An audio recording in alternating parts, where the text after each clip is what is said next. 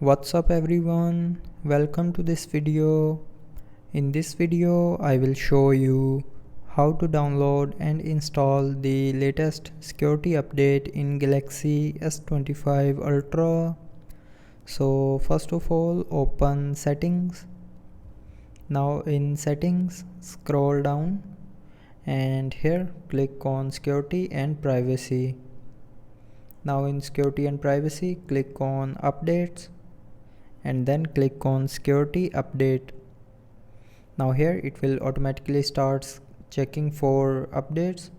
So if there is any update pending, then you can just simply tap on the download button with the update to download and install that latest security update. So right now I have downloaded the latest security update. So that's how you can download and install the latest security update in Galaxy S25 Ultra. So I hope you liked the video. Thanks for watching.